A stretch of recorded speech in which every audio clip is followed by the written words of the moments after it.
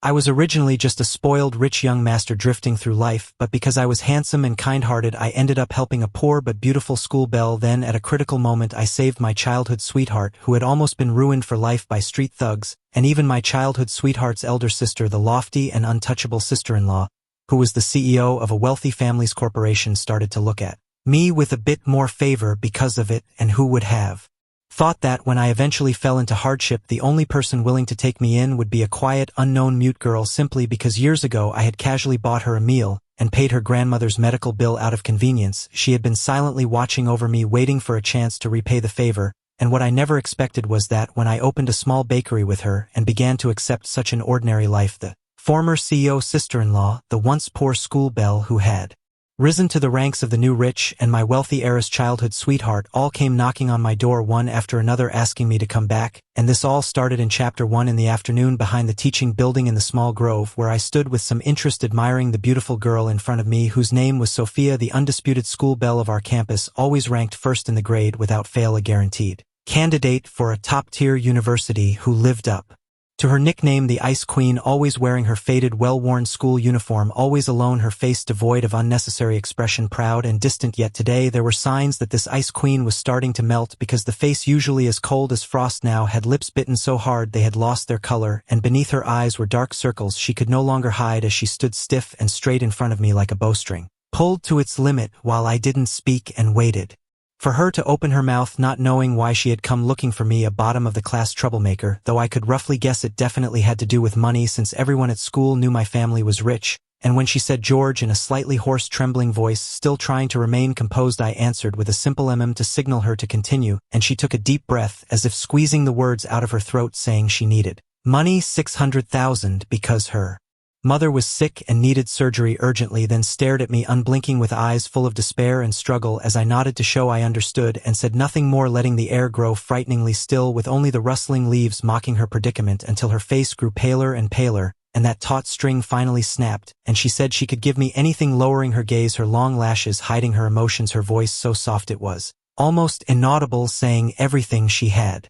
Which made me laugh because it sounded absurd, as I tilted my head and looked at her with interest, from her clenched pale hands to her flushed face full of humiliation, and slowly, deliberately asked if she thought her body, or this so-called everything, was worth 600,000, and with that she snapped her head up, trembling violently, her beautiful eyes filling with crushing shame as she tried to speak, but no words came, and though her eyes reddened with moisture she refused to let the tears fall, and after half a minute she made up her mind and spoke with a sob in her voice, yet crystal clear, saying not just her body but her heart, her life, and her future, everything she had could be mine as long as I saved her mother, and that her life would belong to me, which I thought was quite a deal, a modern version of selling oneself to save one's mother. That almost made me laugh again, because her heart, the heart of an Ice Queen school-belle, might sound rare and valuable, but I do not believe in love after growing up with a dad who keeps a mistress outside and a mom who has her own first love. She still clings to it. The two of them could marry for family interests and maintain the facade of a perfect couple for over 20 years. Do they have a heart? Maybe, but their hearts are both given to someone else, so don't talk to me about love, I don't buy it. I straightened up and walked over to her, a full head taller than she was, and I could clearly see her trembling lashes and the crystal clear teardrops clinging to them. I reached out my hand and she instinctively closed her eyes, her whole body tensing up, but my fingers only flicked her forehead lightly. She froze, opened her eyes, and looked at me blankly. I pulled my hand back, stuffed it into my pocket, and looked her straight in the eyes, asking each word slowly. Sophia, get this straight. Are you hoping I'll be the kind of scumbag who takes advantage of someone in crisis and makes a deal for your body? Or do you want me to be a good guy who does a good deed and helps you out? She was completely stunned. Her lips parted slightly as she stared at me blankly, her brain clearly short-circuited. But I had patience, so I just kept looking at her until she finally snapped out of it. Her tense shoulders slumped instantly, and with a trace of humble hope she replied, "Help me." Her voice was as soft as a mosquito's buzz. "Please." But I simply shook my head and said, "No, I'm not a charity.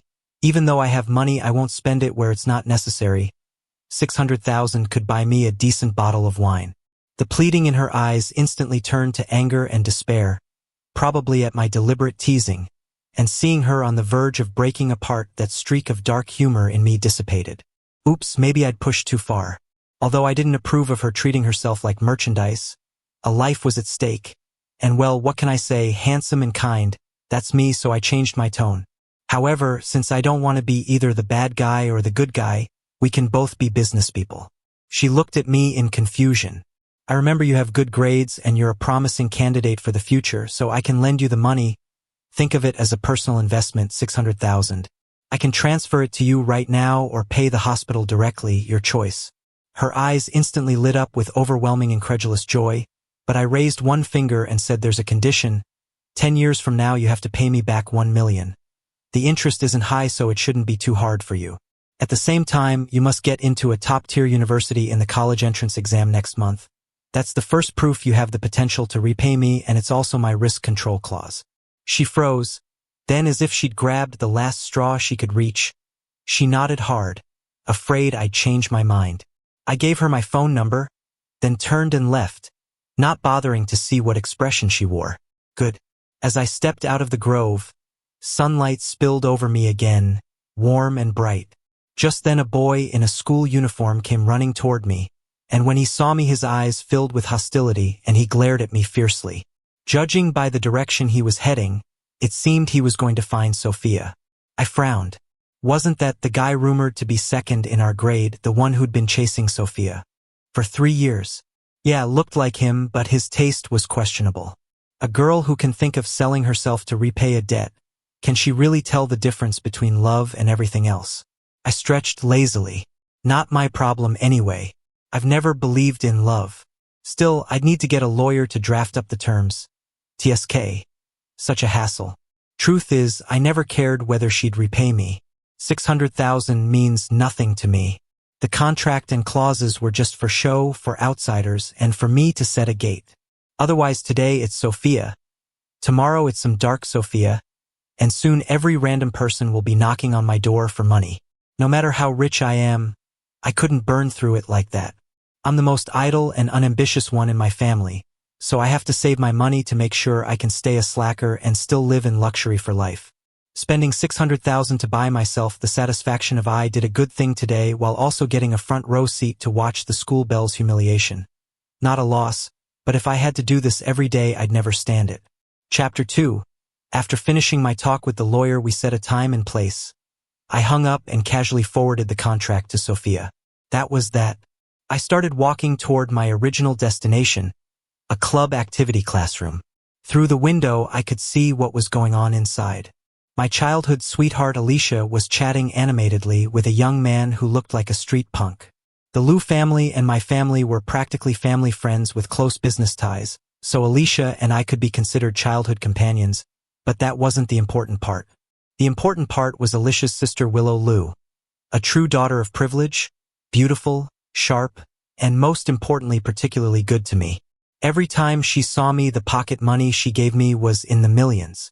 For someone like me who's made it a life goal to coast through life doing nothing, she was basically a walking ATM.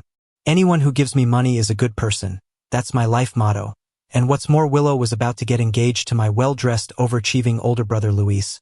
So soon she'd be my official sister-in-law, family ties on top of family ties, which meant my cushy idle life would be even more secure. So when Alicia's grades dropped from the top ranks to the middle of the pack because of some street punk and Willow asked me about it directly, I knew I had to step in, because if you take someone's money you should get things done for them. That's how you keep the benefits flowing. Before I could even enter, a boy came running out with red eyes and bumped right into me, staggering back a couple of steps before looking up at me with eyes full of humiliation and unwillingness, and I recognized him. Pretty sure he was one of those poor students Alicia used to sponsor, good grades and an honest personality, and judging from the look on his face, this had to be one of those tragic I fell for my benefactor but my benefactor fell for a bad boy dramas. I shook my head, a little amused, thinking the kid was still too young, because for people like us second-generation rich kids, giving money or helping out is often just a habit, a way to show status, and it doesn't mean we're actually good people. If you really want to be grateful, you climb up in the world and repay with benefits. That's understanding how the game is played, and once you tie emotions into it, you're just asking to get hurt. See, now you're left feeling like a kick dog. I ignored him and pushed open the half-closed door, and with a creak the scene inside was laid bare.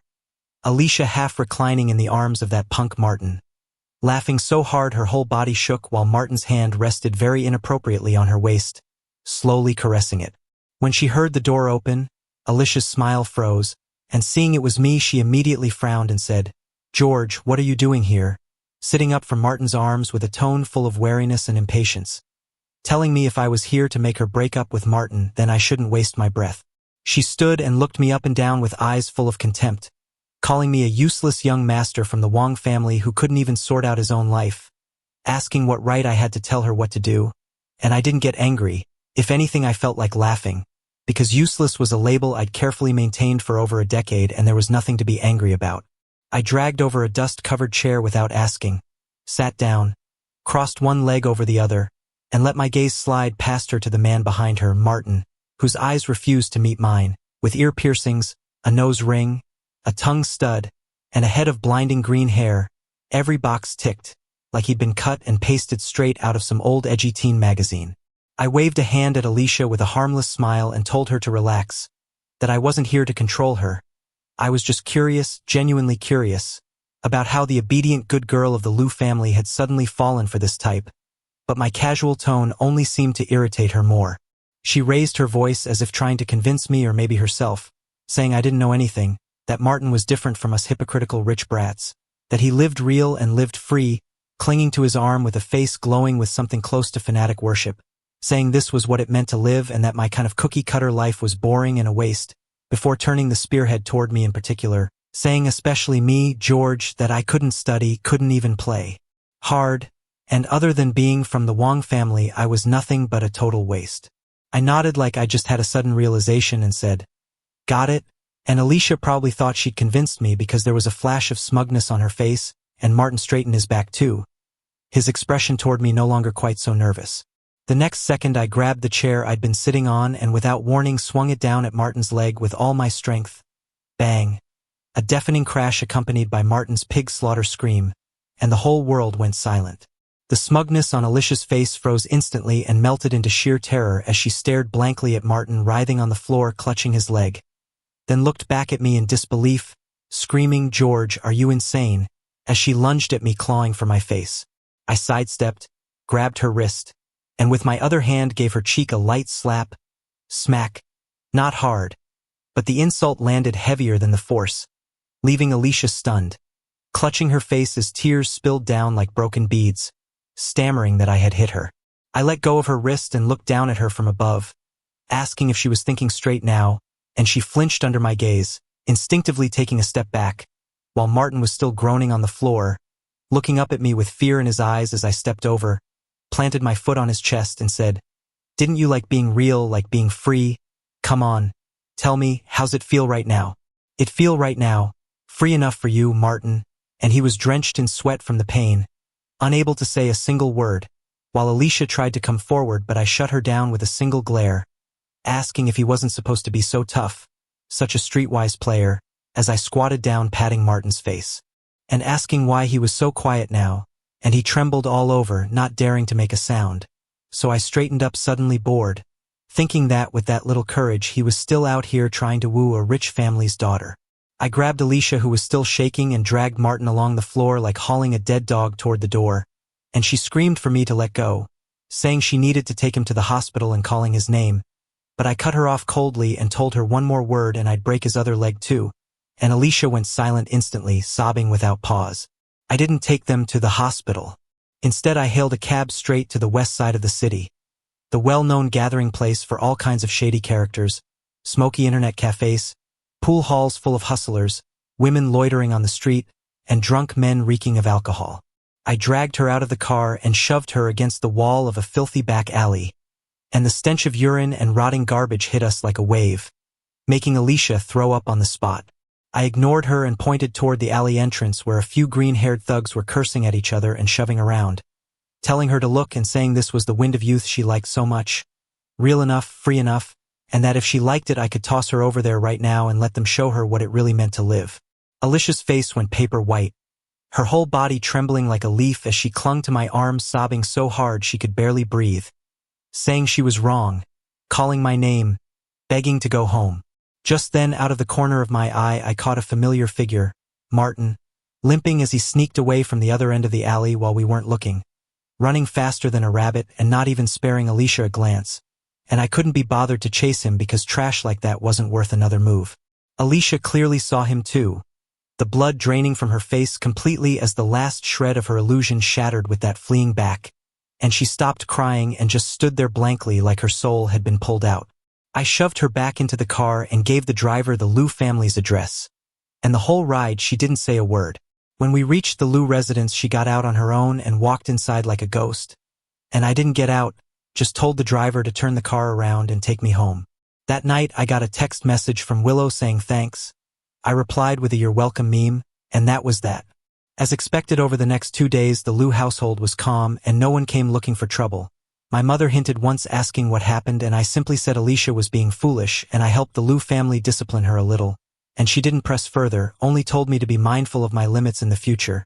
And I knew for sure it was my future sister-in-law Willow who smoothed everything over, which meant my cushy, idle, rich life was safe.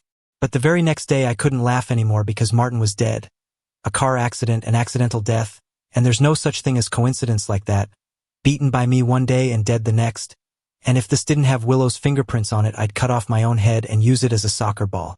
Turns out my future sister-in-law was even more ruthless than I'd imagined. And suddenly I felt like this family was a little terrifying.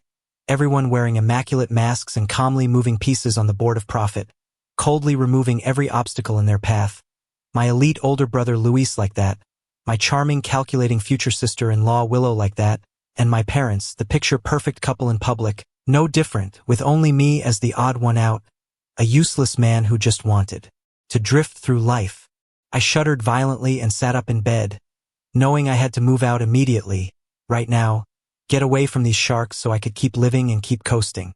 Chapter 3, I made the decision to move out in just one night, didn't tell anyone, and early the next morning I went downstairs with a suitcase I'd already packed. My mother sitting in the living room elegantly drinking her morning tea, and when she saw me she merely lifted her eyelids slightly and asked where I was going.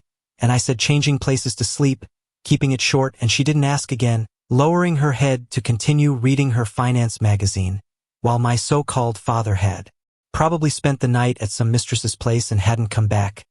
This house as cold as an ice cellar, everyone living on their own track and never interfering unless their interests were at stake. And without looking back I rolled my suitcase out of that luxurious yet utterly lifeless villa, owning a penthouse in the city center that had been sitting empty for ages.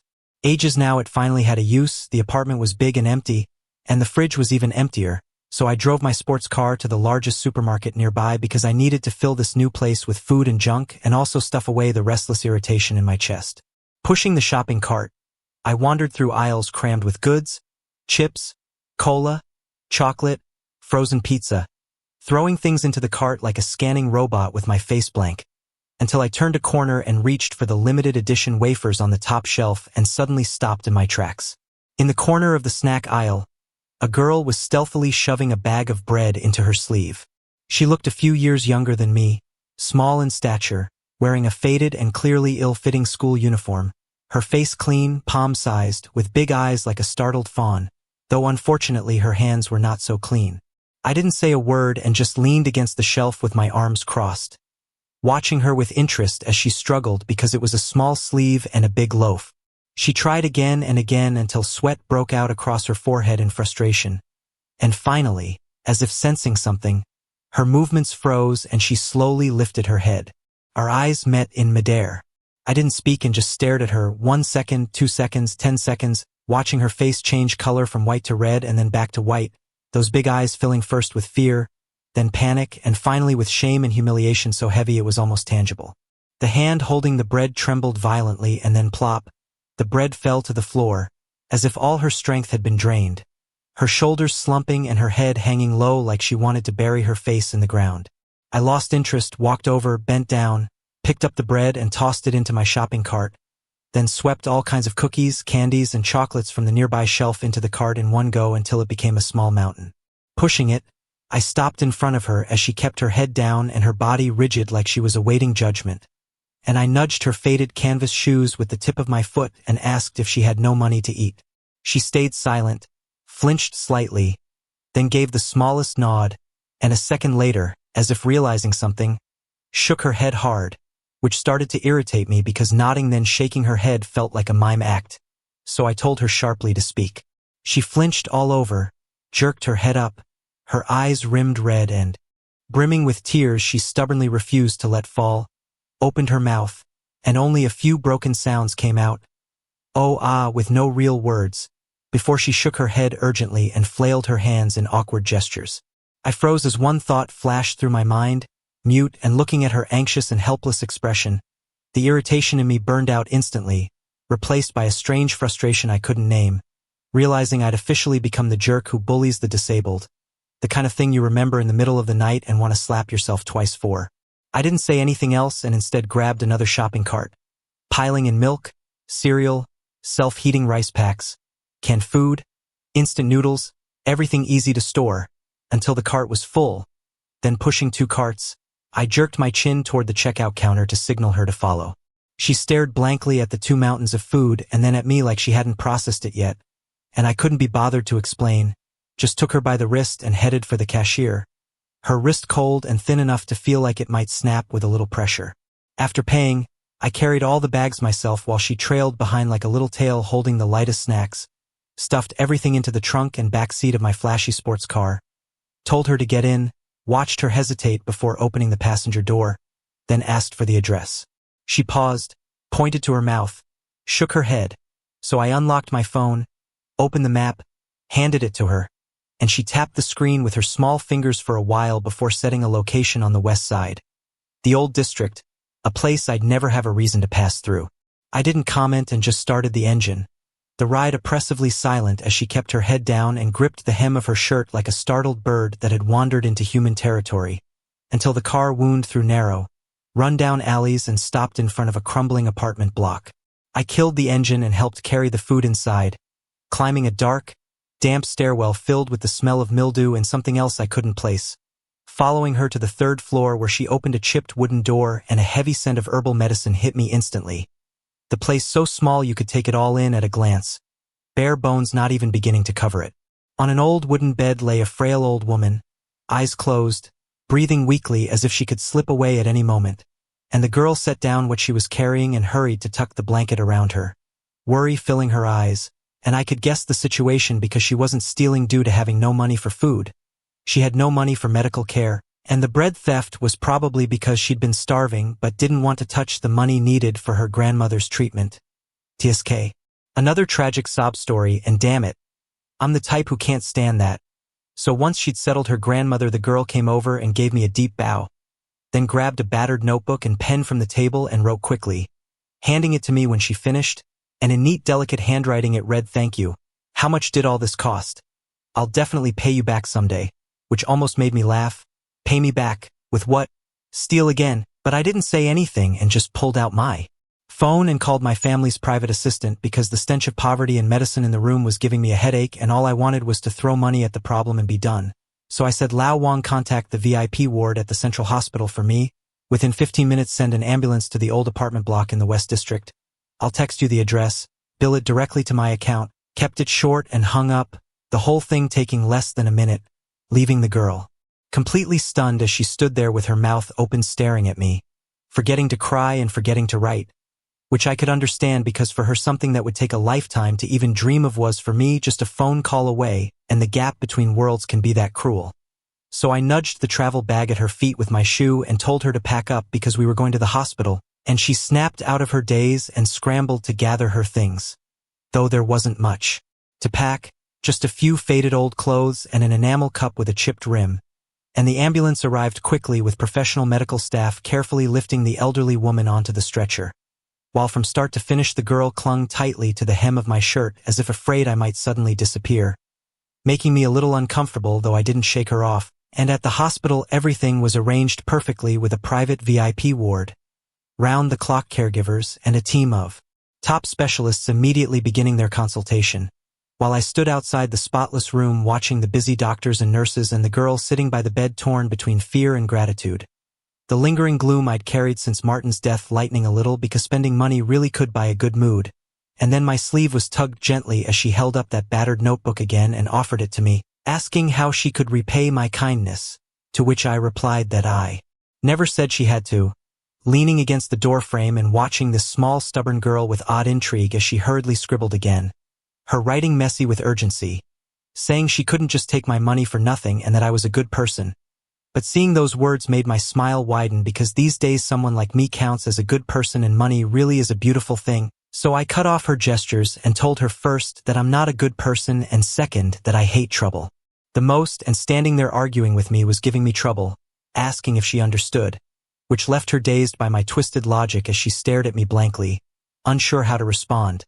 So I sighed and thought, what can I say? Handsome and kind. That's me. Stepped closer, took the notebook and pen from her and started writing, telling her to consider this me buying insurance in advance, which confused her. So I wrote again, telling her to study hard, get into a good university, find a good job, and if one day I ended up broke and begging on the street to remember to buy me a bowl of food. And when I was done I shoved the notebook back into her hands, watching her stare at the words for a long time before she looked up in those eyes, clear as mountain spring water, finally spilled tears that fell silently one by one onto the worn notebook. And I awkwardly told her that was enough crying and that her grandmother still needed her, asking what kind of example she was setting, bawling like that. Then after a moment added that I'd have Lao Wang take care of her tuition and send her $5,000 every month for living expenses until she graduated and found a job, telling her not to say she didn't want it and to think of it as my insurance premium. And without waiting for her reply I turned and left, gave the doctors a few instructions and headed out. And as I drove along the wide boulevard I found it all a little funny, me, the second young master of the Wang family, falling into ruin. Not a chance. This was just spending money to rack up some good karma, because the people around me were as ruthless as they came, and I needed all the good karma I could get to make sure this slacker life of mine lasted for a long, healthy, and very wealthy lifetime. And that was chapter 4. And then I fell from grace. 5 years. It only took 0.5 years. My human appearance but dog-like elite brother Luis cheated right after getting married. And when the news broke I was sunbathing on a private island. And when I got the call I even felt like laughing because it was expected. My dear brother at his core was a spineless coward who loved to act like some deep devoted man, and it was only a matter of time before he got his soul stolen by some fluttering temptress, and I couldn't even be bothered to fly back and watch the farce because rich family marriages are all the same kind of mess and nothing unexpected ever happens, until my bank cards one after another were frozen, and every property, stock and fund in my name changed hands overnight, and only then did it dawn on me that something might be seriously wrong. And by the time I rushed back from the island everything was already over. The Wang Corporation now bore the surname Liu. My father had been formally prosecuted on multiple economic crimes with ironclad evidence, and he'd be singing behind bars for the rest of his life. Luis had been kicked out with nothing, and that mistress of his had vanished without a trace. And he looked like all the bones had been pulled out of him. A complete wreck, and me, a useless man whose only ambition was to eat, sleep, and waste away, hadn't been spared either, because the private stash I had been carefully hoarding for over 20 years was gone. Not a cent left, and I stood at the door of my penthouse staring at the 2 black-suited bodyguards blocking my way with my head buzzing, thinking, come on lady, if you want revenge go ahead, kill my brainless brother and his mistress for all I care. But throwing my father in prison and gutting the Wang family empire, what the hell was that for? And just thinking about it made my blood boil. Seriously, Luis, are you even a man? If you've got the guts to cheat but no ability to stop your wife from exacting revenge, then why bother at all? And I almost felt dazed, wondering if I was really living inside some female protagonist revenge story, playing the cannon fodder relative who gets taken out as collateral. And then the door opened and Willow was sitting on my favorite Italian sofa in the living room, wearing a silk slip dress with the hem revealing a stretch of pale leg, her posture elegant as she swirled the wine in her glass, my years-old bottle of Romani Conti. And 5 years later she was even more beautiful and colder. That commanding aura of hers felt like it could crush you without a word, and when she saw me she set down her glass and gave me a gentle smile as if we were still family, as if she were still the gracious sister-in-law I used to know, saying, George, you're back, and I said nothing, just stared at her, and she stood up barefoot, stepping across the soft wool carpet until she stood right in front of me, telling me don't look at me like that. I didn't want this either. And she reached out as if to touch my face. But I turned my head away, and she didn't get angry, just withdrew her hand and spoke slowly. Your brother was too stupid. I gave him a chance. Unfortunately, he didn't treasure it, and I gave a short, cold laugh. So that's your reason for wiping out our whole family. And she shook her head, and her expression suddenly took on a hint of amusement. In fact, I've always found you much more interesting than your brother. Unfortunately, back then, I needed the heir to the Wang family. Not some useless loafer who lived to eat and do nothing. And she paused, her voice gaining a touch of allure. But now things are different. He was the one who betrayed me. My revenge is perfectly justified. And now I don't need a husband anymore. And she stepped closer, the rich scent of her perfume filling my nose, an aroma that carried aggression. George, interested in staying. Let big sister take care of you just like before. And I couldn't help it.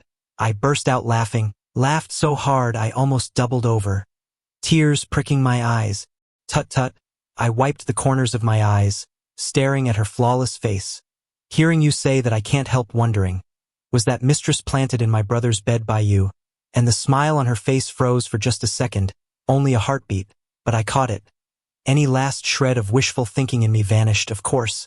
This woman had been a lunatic from the very start, willing to use any means to achieve her goals, and I dropped the smile and looked at her without expression. Then slowly I raised my middle finger in her face. Get out, and the last trace of her smile vanished, replaced by a cold, impassive mask. Ingrates, and she waved her hand without another glance at me. 2 bodyguards stepped forward, one on each side, and lifted me like a chicken. I was shoved out of my own home. The door slammed shut behind me with a sharp bang, cutting me off from everything I had once owned, and standing alone in the empty hallway, I let out a short, derisive laugh. If I'd actually believed her crap, and stayed as her pet, by the time she got bored, I probably wouldn't even know how I died. I knew perfectly well I couldn't beat her. Even my father, the old fox, had been outplayed by her.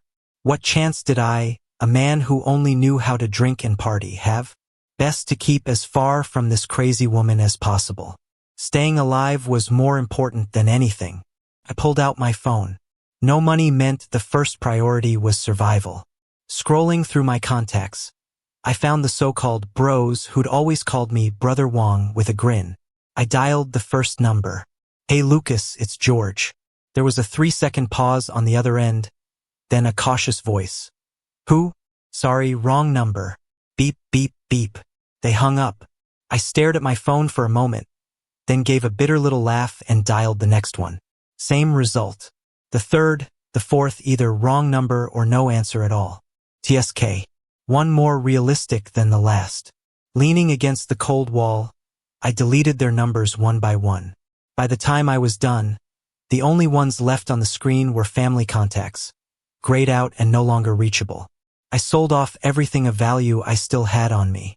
Altogether, it amounted to less than 100,000 yuan. In the old days, that wouldn't have covered a single night's bar tab. Now it was my entire fortune. I needed a way to make money. I wandered the streets aimlessly, turning over ideas, and somehow found myself back under my old apartment building. Tilting my head back, I looked up at the bright lights of the penthouse that had once been mine and gave a wry smile. Then I turned away. If nothing else, I could find work in a factory, screwing in bolts, low barrier, food and lodging included. Besides, I'd had more than enough of the rich life over the past 20-something years.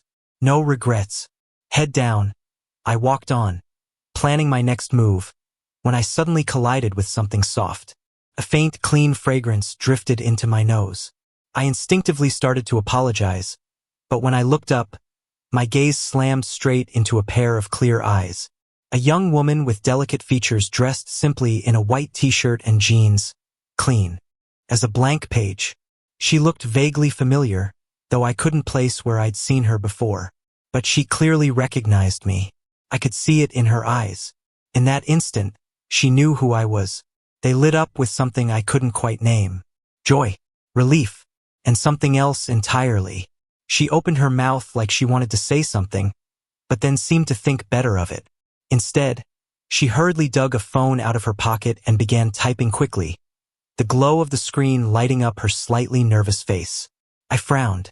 Somewhere in the dusty corners of my mind, this silent way of communicating stirred a faint memory. Mr. Wong, do you still remember me, Mr. Wong?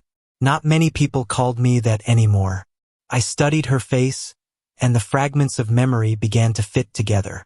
5 years ago, the trembling figure in the supermarket, the girl caring for her grandmother in a shabby apartment, the one who wrote, "How can I repay you?" in a notebook. It's you, I realized, surprised. Her eyes lit up instantly, dazzlingly bright. and she nodded so hard it was almost comical, the joy in her gaze spilling out in waves. I was more confused than ever. "What are you doing here?" She typed again fast, then handed me the phone. "I saw the news about the Wong family. I was worried about you. I guessed you might come back here to look. So I waited. Since yesterday. Since yesterday." Something in my chest gave a quiet, unexpected thump, which meant in the 24 hours since I'd been thrown out, she'd been standing here in front of a building I could no longer enter, holding on to the barest chance of seeing me, the clumsiest kind of vigil. An absurd, complicated feeling welled up inside me. While my so-called friends had been scrambling to distance themselves from me, a girl I'd almost forgotten, a girl I'd helped once 5 years ago, had waited here for me for an entire day and night. I tugged at the corner of my mouth, wanting to say something like thanks, but I don't need it, or go home. This isn't your problem. But looking into those eyes, so pure they held not a speck of impurity, those stock phrases I always used to keep the world at arm's length refused to come out. She must have seen my awkwardness because she typed another line. "You don't have anywhere to go." I stayed silent, which was answer enough. She put the phone away. Then she did something I never expected.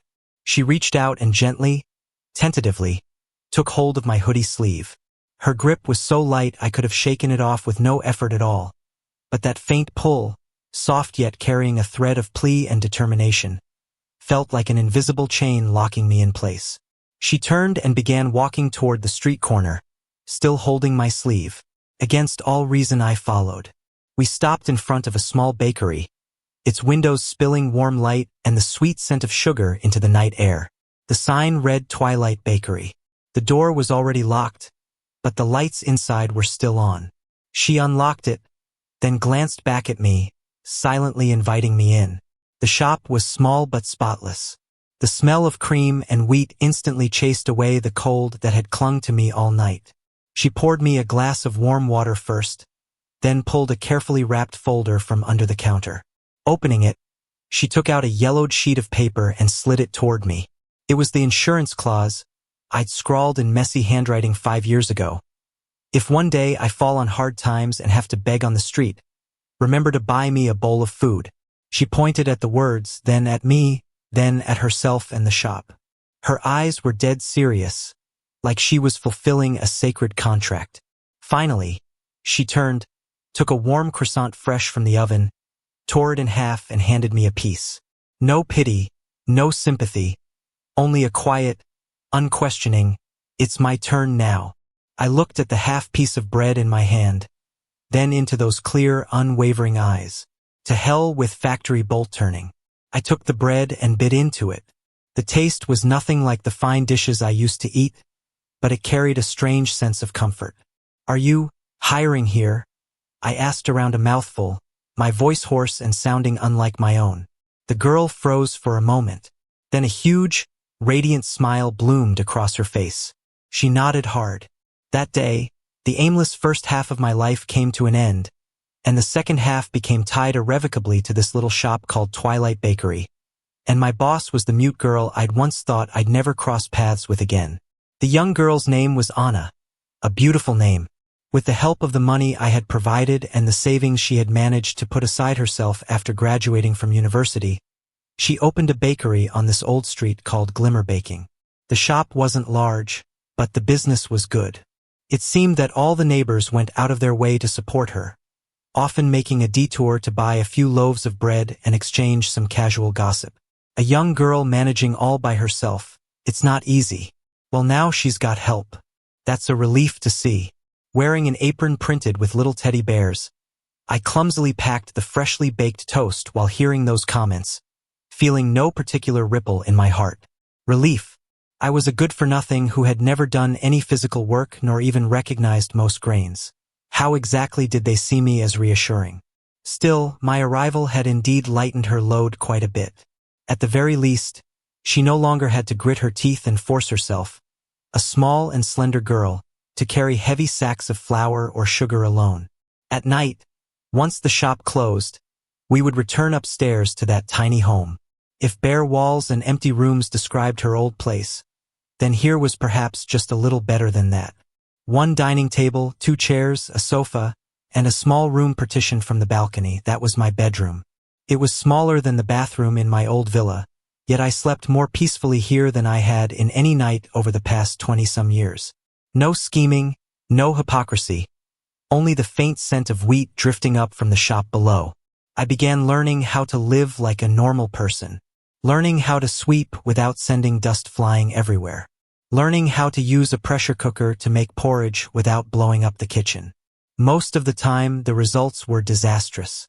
I once mistook salt for sugar and made a pot of unbearably salty red bean paste. She took a sip, her little face scrunching up completely, yet she didn't spit it out. She simply drank a big glass of water in silence. Then she picked up a pen and wrote in her notebook, "The taste is special. Next time, maybe put a little less sugar." Looking at her so serious, I felt both annoyed and amused. I grabbed the bowl and dumped it straight into the trash. From then on, I started learning sign language. Not for any particular reason, just because it felt like making her write everything down in a notebook was wasting too many pens. I bought a stack of learning materials, and every night after she fell asleep, I would sit in my tiny room and practice in front of my phone screen over and over. From the simplest hello and thank you to "you worked hard today" and "good night." When I first used my slightly awkward gestures to tell her good morning, she froze. Then in those usually calm eyes of hers, it was as if a star had suddenly been dropped in, brilliant and dazzling. She raised her hands as well and responded with the utmost sincerity, "You too."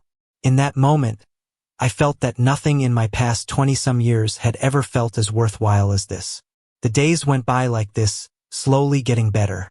I went from being a complete idiot who couldn't even use an oven to a baking apprentice who could skillfully whip cream, decorate cakes, and knead dough. Business in the shop kept improving, and we even took over the store next door to expand. My bank card once again had a decent amount of savings, enough for me to move out and rent a place of my own. Several times I thought about telling Anna, but each time the words stuck in my throat and I swallowed them back down. Move out to where? Eat what? Living alone would be boring. And besides, she was just a young girl. It wasn't easy for her either. I could still help out, couldn't I? I came up with several dignified-sounding reasons for myself, then shamelessly continued to stay. Anna never brought it up. It was as if she had accepted my presence as naturally as the rising sun, as naturally as the pot of potholes sitting on the windowsill. I didn't believe in love. My father, my brother, they were the best cautionary tales. But this sense of steadiness I had with Anna, it was addictive. I shook my head, pushing those messy thoughts out of my mind. Right. I didn't believe. Oh, it was almost noon. Time to prepare her lunch. She'd been coughing a little lately, so I should stew some pear for her. I had just untied my apron and was about to go upstairs when a familiar figure pushed open the shop door and walked in. The woman who entered wore a perfectly tailored suit, her makeup flawless, hair swept up in a neat bun. Every inch of her radiated the aura of an accomplished professional. It was Sophia. 5 years had passed and all traces of the humility and awkwardness born from poverty had been scrubbed clean. She was no longer the Ice Queen school beauty who once wore a faded uniform and pleaded with me in that grove of trees. Now she was refined, immaculate. Following behind her was a young man, probably in his early 20s, also in a suit, good-looking, like a freshly graduated university student. The look he gave me was filled with unhidden scrutiny and hostility. Ah, the male assistant. Sophia's gaze paused briefly on the teddy bear apron I wore, her brows twitching almost imperceptibly before she quickly smoothed her expression into a polite smile. "George, long time no see." I nodded in greeting, my hands not pausing as I untied my apron. "You?" She seemed about to ask something but thought better of it. In the end, she simply pulled a check from the Hermes bag at her side and slid it toward me. "This is 1 million. I know there are still a few years left before the 10-year agreement, but now that I can afford it, I wanted to repay you early." I glanced at the number, picked up the check, and slipped it into my pocket. "Thanks." It was what I was owed, though I had never truly expected to see it again. My straightforwardness left her prepared speech stuck in her throat, a flicker of surprise crossing her face. She had probably expected me to decline or at least to show some shock or gratitude. Unfortunately for her, I did neither. The male assistant behind her, seeing how readily I took the money, looked at me with even deeper disdain now, tinged with a smug as expected. Sophia quickly recovered her composure, her gaze sweeping over our small bakery before finally settling on me with a look I knew all too well, a lofty, condescending kind of pity. "George, I heard about your family situation. If you don't have a suitable place to go right now, you can come work at my company. My husband and I have just started it and we're in need of people.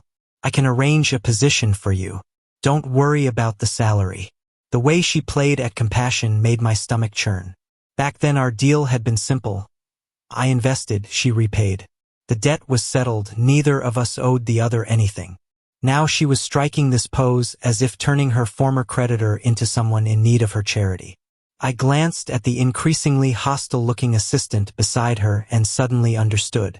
She was savoring the thrill of rescuing someone. Just as I had once admired her desperation, she now enjoyed my so-called fall from grace. Only she was more hypocritical, wrapping it all in a veil of gentle benevolence. Too bad I had no interest in following the male assistant's path and starring in some cliched affair born of gratitude. "No need," I said coldly. "I'm fine here." My refusal made her smile freeze for a second. "George, don't be stubborn. I know what kind of life you used to live and now—" Her tone was full of presumptuous "I understand you" self-importance. I said no need.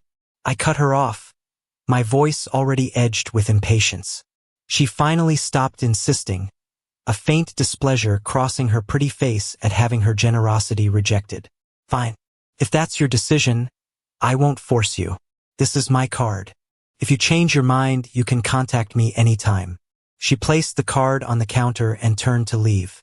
The moment she turned, her male assistant immediately stepped forward, offering his hand in a gentlemanly gesture to lightly touch her arm. Sophia naturally tilted her head toward him, giving him a smile filled with intimacy. One only the two of them would understand. That was my moment. Casually, I picked up my phone and pressed the shutter without a word. The angle was perfect, his hand nearly at her waist, her smile far too warm to be directed at a mere subordinate. "Take care now," I said lightly, waving my phone at them. Sophia and her assistant left, the black Porsche disappearing around the corner. Took me 2 minutes to look up her husband's public email online. Then I sent the photo to him anonymously. Once done, I deleted the photo and the sending record, feeling much lighter. Be his mistress if you want. None of my business. But glare at me? Well, I'll just have to make sure you don't enjoy your day. After that, I went upstairs to make lunch. Sharing a quiet meal with Anna gradually settled my thoughts. Leaning against the counter afterward, I started thinking about what to do with this unexpected 1 million. The feel of the paper was undeniably real, and the number printed on it was so clear it was almost dazzling. How long had it been since I'd seen this much money? At the very least, our lives would no longer have to be so tight, and Anna could finally get that new equipment she'd been longing for. The more I thought about it, the happier I felt. I'd never found 1 million to be quite this useful before. Just then the wind chime over the door jingled, and a clear yet deliberately delicate voice cut through my pleasant daydream. "George." I turned around to see Alicia. Quite the day for familiar faces to stop by. She was wearing a white dress, her long hair draped over her shoulders, looking pure and innocent, like some unworldly little white flower. If I remembered correctly, her unlucky husband Makoto, the poor student she took back after leaving Martin, had jumped to his death less than 2 years ago. "What is it?" I leaned against the counter, expressionless. She bit her lip, her eyes glistening like rippling water. That hesitant, on the verge of speaking look was her most practiced weapon. "I want to see you." I almost laughed out loud. "Miss Liu, what kind of act are you putting on this time?" She froze for a second, then her eyes reddened as if she had been dealt some unbearable injustice.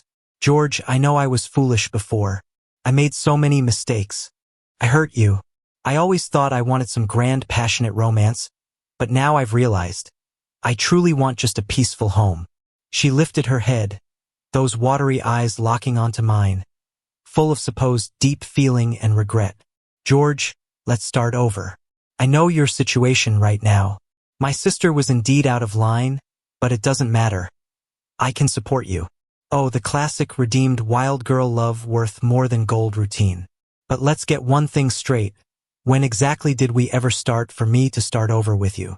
I barely managed to suppress the urge to roll my eyes, my thoughts drifting back to a few years earlier. Her wedding to that poor student Makoto had been grand and moving.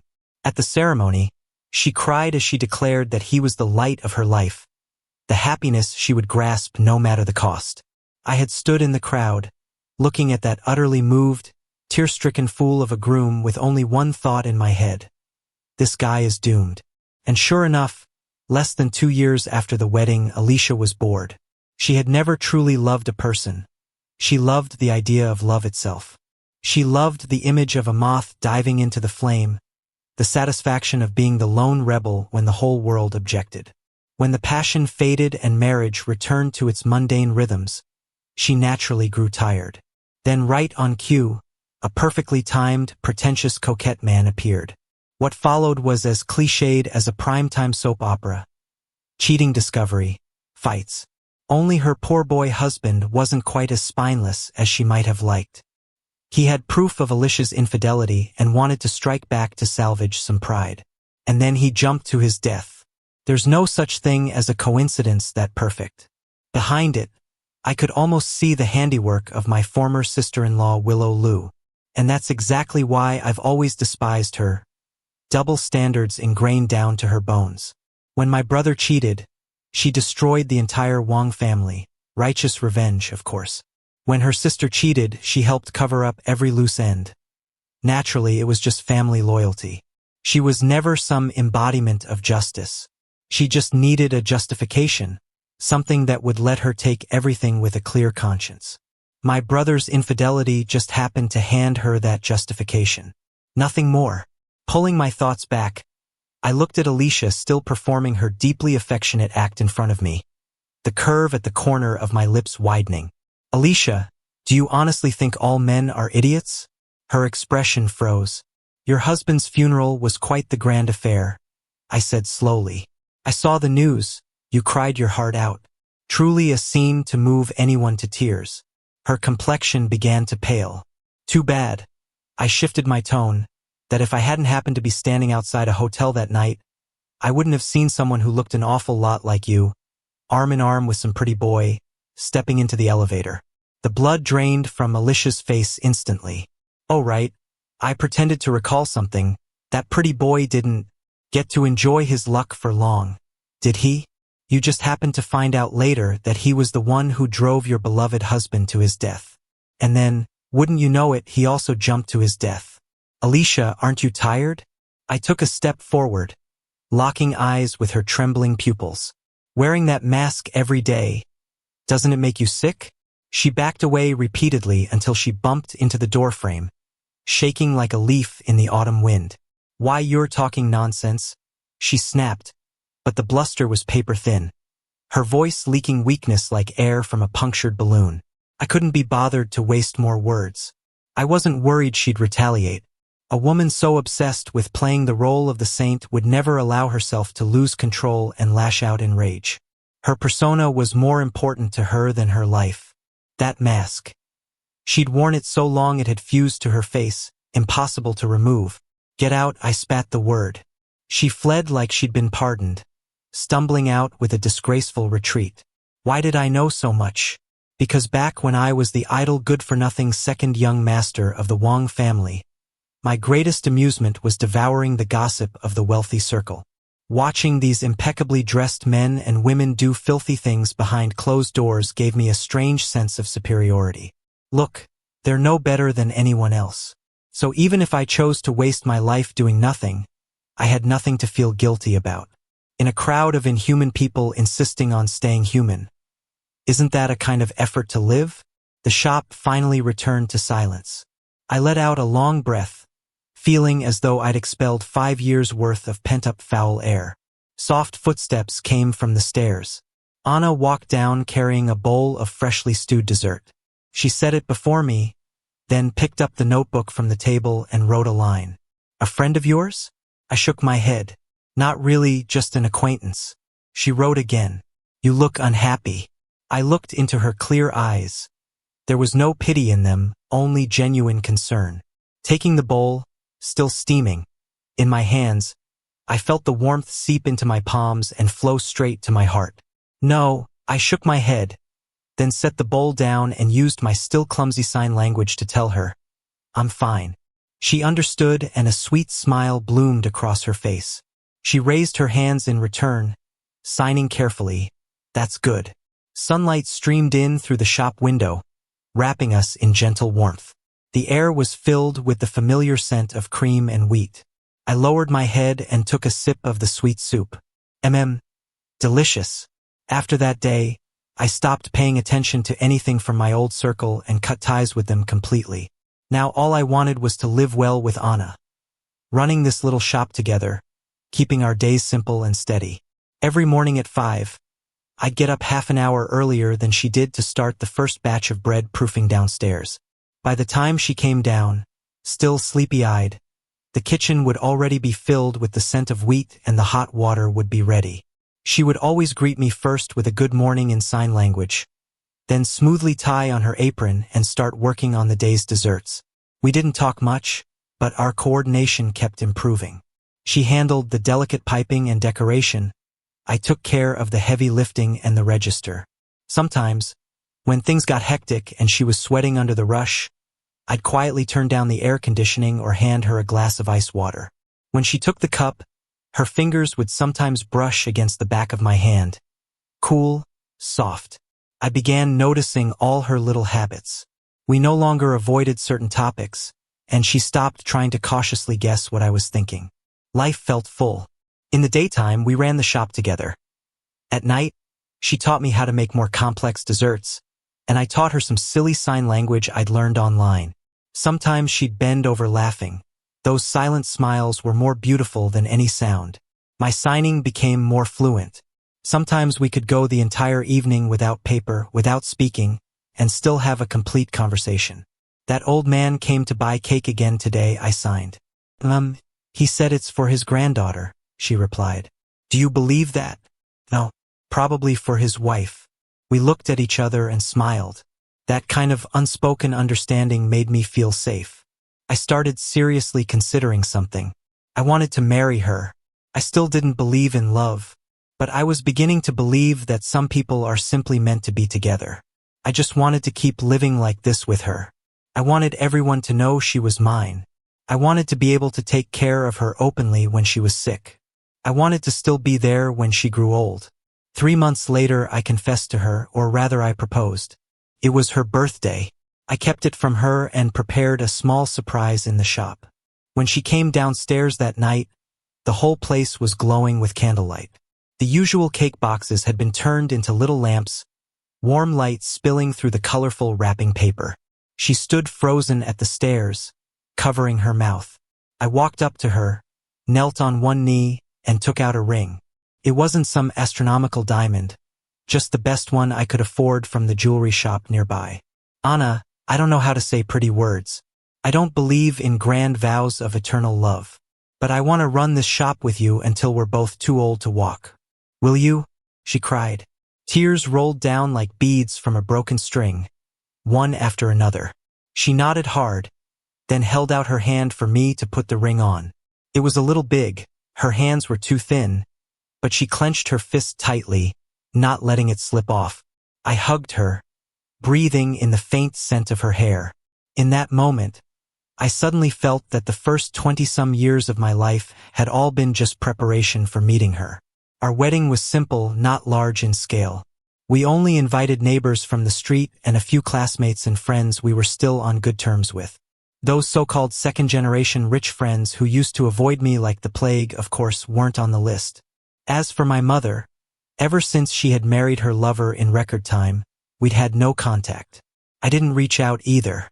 Some ties once cut are better left that way, no need to force it, and certainly no need to invite them. I didn't want any kind of flashy spectacle. I just wanted to give Anna a proper wedding. The day before, I went to the barber shop to tidy myself up and bought a decent suit. Anna's wedding dress was one we picked out together. When she tried it on, She seemed to glow. Standing outside the fitting room, looking at her in the mirror, I suddenly felt like it wasn't real. This beautiful, angel-like girl was actually going to marry me. On the wedding day, everything went smoothly.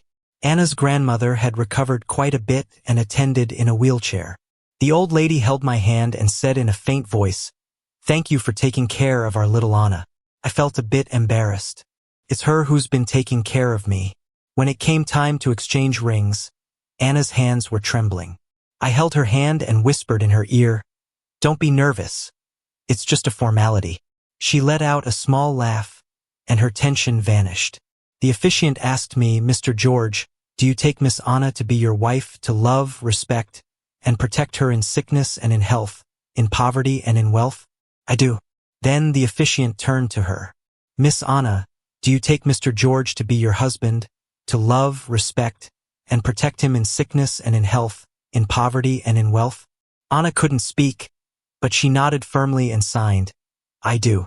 The officiant froze, unsure what to do next. I smiled and translated for her. She said she does. The audience burst into warm applause. During the kiss, she was shy, her face red like an apple. I kissed her lips lightly.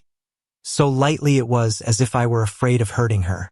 Then I leaned close to her ear and said, "Mrs. Sue, I'll be in your care from now on." She laughed in my arms, her shoulders trembling. At the banquet, one of the neighborhood uncles, a bit tipsy, took my hand. "George, you found yourself a good wife. Treat her well." I know.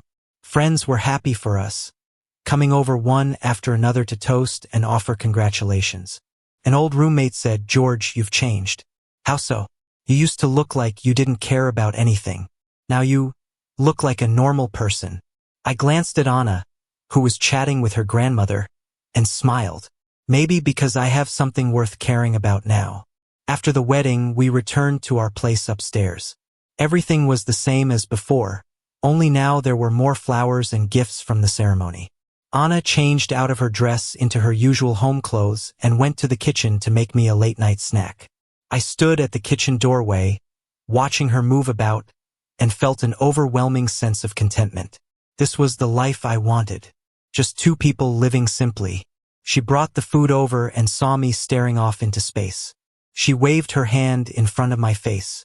"What are you thinking about?" "You," I answered honestly. Her cheeks flushed and she gave me a playful smack. Then she wrote in her notebook, "George, we're married." We're married. "Do you regret it?" "No," I shook my head. "You?" "I don't either," she wrote. "It just feels a bit unreal. Like a dream." I reached out to pinch her cheek. "Does it hurt?" She covered her face and glared at me. Then she wrote, "It's not a dream. It wasn't a dream." Married life turned out to be even calmer than I had imagined. Every morning we'd get up together and prepare the shop's goods. Anna handled the baking, I took care of packaging and greeting customers. At noon we'd have lunch together. Then she'd take a nap while I read or scrolled on my phone. In the afternoon we'd open again, and after closing at night we'd have dinner together, sometimes going out for a walk. Life was so simple life could almost be called dull, yet I found it deeply fulfilling. Sometimes watching Anna work with full concentration, I'd wonder how could this girl be so beautiful. Sometimes when she made a new dessert, she'd bring it to me first for tasting. Seeing her expectant expression, I would always give an exaggerated thumbs up. Then she would smile, her eyes curving into little crescents. We rarely argued, and even if we had disagreements, they were resolved quickly. Her gentle nature had a way of softening my temper too. On slow business days, we'd close the shop early and walk to a nearby park. She liked feeding pigeons and always carried a bag of breadcrumbs. The pigeons already recognized her. At the sight of us from afar, they'd flap their wings and fly over. She would squat down, scattering the breadcrumbs carefully, and the pigeons would cluster around her without fear. I'd sit on a bench, watching her with them, a warm feeling filling my chest. Sometimes children would wander over curious. She'd share some breadcrumbs with them, showing them how to feed the pigeons. Though she couldn't speak, her gestures were gentle, and the children all liked her. Half a year later, Anna became pregnant. Holding the test results, she was as excited as a child. "We're gonna have a baby," she signed, her whole face glowing. I took the report and stared at the numbers, my feelings a swirl of excitement, nervousness, and a flicker of fear. I was going to be a father. Could someone like me really be a good dad? Anna seemed to read my worry. She came over and hugged me. "Don't be afraid," she signed. "We'll learn together." During the pregnancy, Anna's health was fragile, and she often felt nauseous and vomited. I took over all the heavy work in the shop so she could focus on resting. Sometimes hormonal changes made her emotions unstable, and she would suddenly cry. I never knew what to say to comfort her, so I just stayed by her side and handed her tissues. "I'm sorry," she signed through her tears. "I don't even know why I'm crying." "It's fine," I told her, patting her back. "Just let it out." In the later months, her belly grew so large that everything became inconvenient. I threw myself fully into caring for her, afraid anything might go wrong. One night, she suddenly had stomach pains. I panicked and rushed her to the hospital. The hours waiting outside the delivery room were the longest of my life. At last, a nurse came out carrying a tiny baby. "Congratulations, it's a girl. Both mother and daughter are safe." I took the baby into my arms, looked at her little face, and suddenly burst into tears. This was my daughter. My and Anna's daughter. Anna lay on the hospital bed, weak but content, watching us. "She looks like you," she signed with trembling hands. "Nonsense, she looks like you. We named her Ray because we hoped she would be like light, brightening our lives." On the day our daughter turned 1 month old, we had an unexpected visitor at the shop. Willow. She was still as graceful and composed as ever, though there were now a few fine lines at the corners of her eyes. She looked at the baby in my arms, her face showing an unusually gentle expression. "Such a lovely child." "Thanks." I was wary. "What are you here for?" "Relax," she smiled faintly. "I'm not here to cause trouble."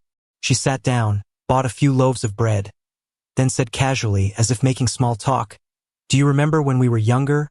We both thought love was just a trick made up by bored people to fool themselves." I frowned but said nothing. "I still think so," she said, sipping lightly from her glass of water. "Marriage, family, they're just unions of interests and responsibilities, cold and tedious." She paused, finally turning her gaze on me, her eyes complicated. "But now it seems that between the two of us back then, one of us was lying." "You don't actually disbelieve in love," Willow said word by word. "You just didn't believe it would ever happen to someone like you." I didn't argue. So she stood up. "Congratulations, George. You found the life you wanted." From her bag, she took out a folder and set it on the table. "What's this?" "Your assets," she said. "I'm returning them to you exactly as they were.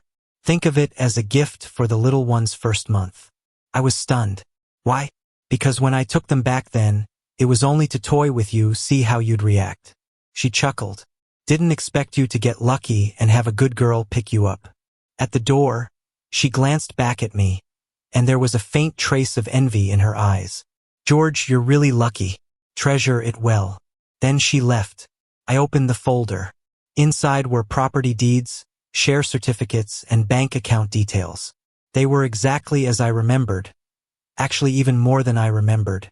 These things, once the sum total of my life, now lay quietly before me.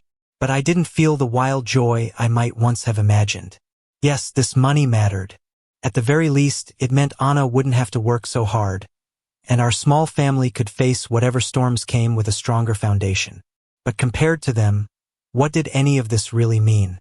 Wah! In my arms, Ray suddenly scrunched her tiny face and began to cry, as if sensing something. I snapped back to the moment, tossing that folder of high-value documents aside without a second thought and fumbling to soothe her. Oh, Ray, shoo, Daddy's here. Don't cry, don't cry." Hearing the crying, Anna hurried down from upstairs, worry flickering on her face. She looked at me, then at the conspicuous folder on the table, a trace of tension in her eyes. I gave her a smile and mouthed, "It's nothing." "She's hungry," Anna signed smoothly as she reached my side. I carefully placed our daughter in her arms, looking at her rosy little face, my heart turning to mush. "Be good," Ray. Daddy's going to make your formula right now. Anna held our daughter, watching me fumble clumsily with the formula, her face full of happiness and gentle warmth. Sunlight streamed through the spotless glass window, wrapping mother and daughter in a soft golden halo. Willow had been right. I really was lucky. Carrying the bottle, I sat down beside Anna. Willow came by just now, I said while testing the milk's temperature. Anna's expression tensed. What did she say? Nothing much, just came to see the baby. I didn't want the tangled mess of the past disturbing the life we had now. She said Ray is very cute. Anna let out a small breath of relief, then picked up pen and paper to write. Of course our daughter is cute. Watching her write so intently, I felt a sudden impulse. Anna, she looked up at me. I love you. I had once thought I'd never say those words to anyone, but now they came out of my mouth naturally, almost uncontrollably. She froze, her eyes instantly welling with tears. I love you too, she signed, tears spilling down her cheeks. Love you so much. I set our daughter down and pulled her into my arms. In this small room, sunlight poured in through the window, and our daughter slept peacefully in the cradle. Everything was quiet. Everything was beautiful. I thought this was my life now. No grand, earth-shattering romance. No legendary tale of meteoric success. Just living each day with the person I loved, simply and peacefully. And that was enough. Later, our business grew better and better, and our daughter grew up healthy and happy. Sometimes I would take my wife and daughter to visit my father in prison. The old man was in good spirits. The scheming look he once wore had eased, and he always brightened up when he saw his granddaughter. He would ask me how I was doing, and I would tell him, pretty good. He'd nod and say, that's good. Time flew by. Our daughter learned to walk, then to speak. She called me daddy and called Anna mommy. The three of us lived like that, simple, ordinary days. No great rises or falls, no heart-stopping drama. But every single day was steady and full of happiness.